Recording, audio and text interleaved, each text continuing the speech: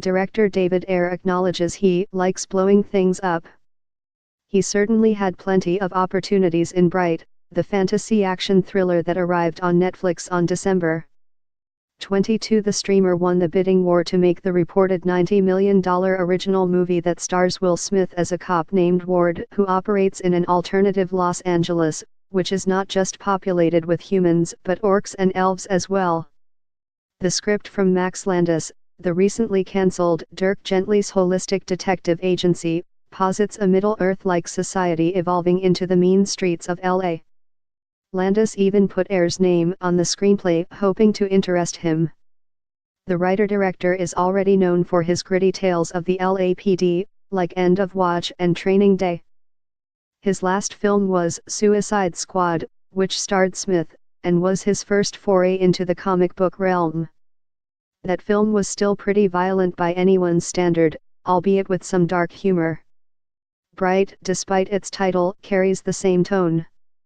Ayer says Netflix knew what they were getting when they bought the project, allowing him to take a more R-rated approach. The theatrical world is driven by economics, and so if you want bigger budgets you have to make a PG-13 film, he says. What's great about Netflix is that they are operating on a different sense of economics and so they can gamble on something like this that's edgier and grittier. A theatrical version would be more shiny, pretty silly in tone. Start your day with the news you need from the Bay Area and beyond. Sign up for our new Morning Report newsletter.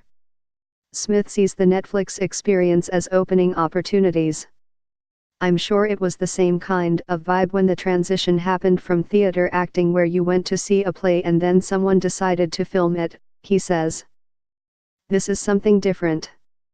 It's new, almost a new art form. Ayer points out though that he filmed Bright on the same large format camera they shoot the Star Wars movies with.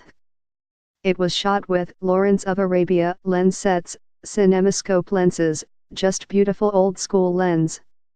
Everything technological about this is as if we'd done a major feature.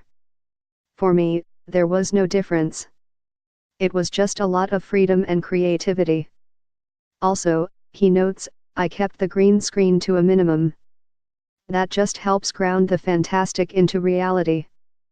Bright also stars Joel Edgerton, Noomi Rapace, Lucy Fry, and Edgar Ramirez. Edgerton plays the LAPD's only orc, Jacoby, and is deeply resented by most of the force, who only believe he's there because of a diversity program.